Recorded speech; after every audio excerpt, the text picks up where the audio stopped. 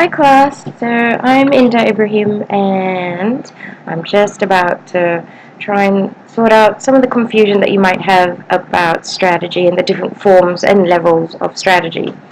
So before going any further, I know we're in teaching week 4 where we need to be looking at HR planning, but I thought I'd take us back to strategy because some of the tutorial questions had to do with the different forms of strategy, and I understand that some of us aren't quite clear on the issues of strategy.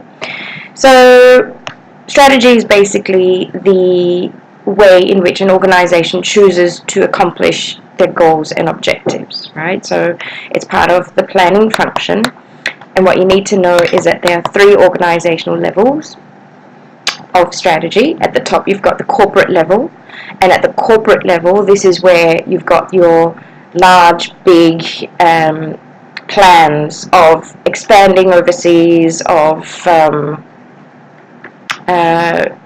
overall organizational goals. So at this level you've got 3 key different approaches. There's growth, where an organization expands, diversifies their product line, sets up new operations overseas or domestically. So that's growth strategy.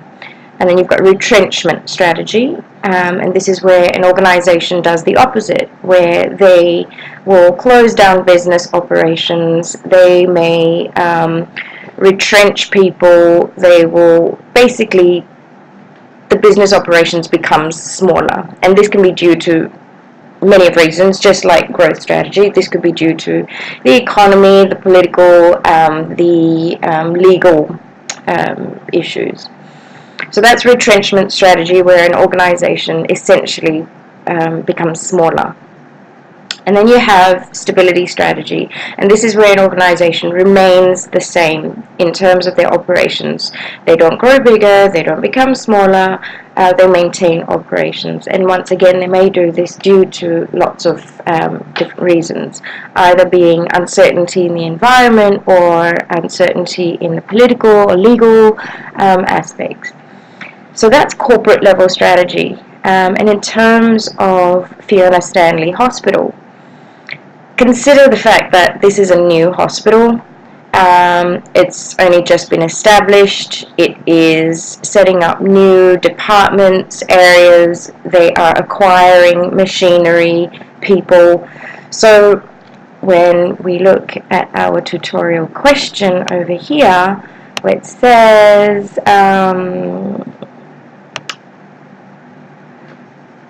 it doesn't actually say anything about their organizational strategy. Oh, there we go. Identify Fiona Stanley's hospital's organizational strategy. So, given that Fiona Stanley is growing, because it is expanding, it's a new business, how do you think this would have an impact on their planning for their workforce? So, should they be planning to recruit more people, train more people? What are they planning to do? So that's what that question was all about, and that's what that question was trying to get at. It's trying to get students to identify what the corporate level strategy is. The next level of strategy that we look at is called the business level strategy, and this is at a tactical level. So it's more about how this organization aims to compete within that industry. Within this strategy, you have, just like the corporate level strategy, 3 different approaches, 3 different types. So an organization can choose to adopt either a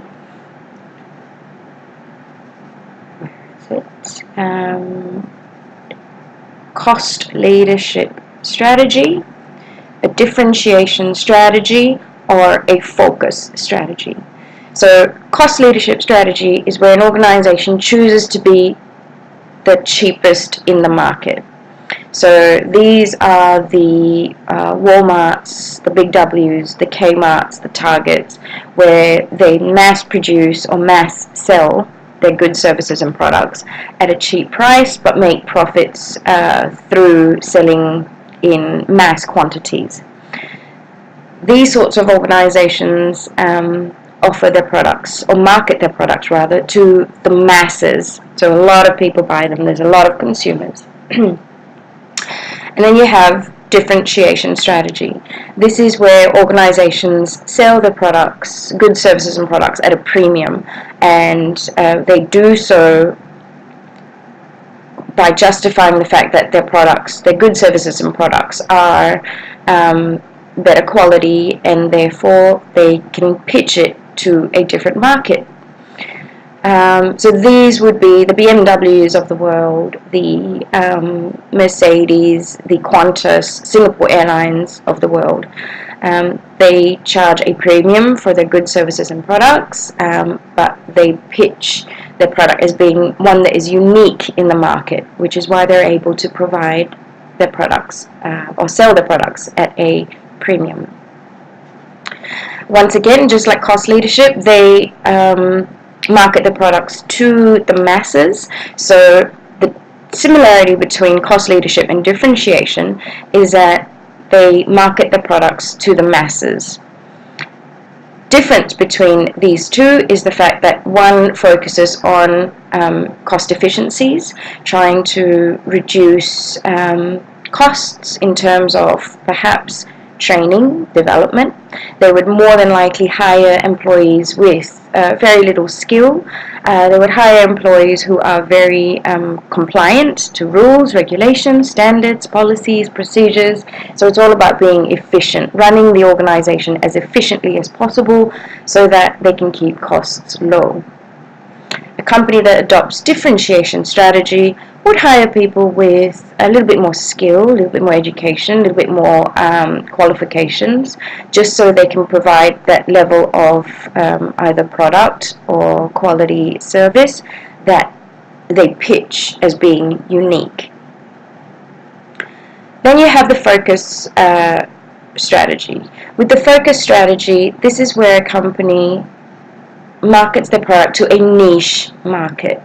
Niche market being perhaps sports car drivers, sports car enthusiasts. So this would be the Ferraris of the world, the Lamborghinis, the Maseratis, the private jets of the world. And these companies market the product to a niche market, and they sell the product at a premium. Sorry about my emails. I should have switched that off, but I'm technologically not very savvy, so I don't actually know how to. Anyway, doesn't matter. So then you've got, so that's focus differentiation, and you've also got focus cost leadership, where a company once again markets to a niche market, but their products are sold at a cheaper price because they are able to keep costs low. So this might be, say marketing a car to disabled, to the disabled market, for example, people who are disabled or people with disabilities. So understanding these business level strategies will let you understand the type of people the organization will hire, the type of recruitment strategies they would adopt, the type of selection strategies they would adopt, how they would go about training, if they provide training, how they would reward people. So for example, a company that adopts cost leadership strategy, they would reward people who have been efficient, people who are compliant, individuals who are able to run the business as efficient as possible. Whereas a company that adopts differentiation strategy would recruit people with a little bit more education qualifications, reward them for for their provision of good service, good ideas in product development, and would provide training and development in terms of improving quality, the quality of the service or the product.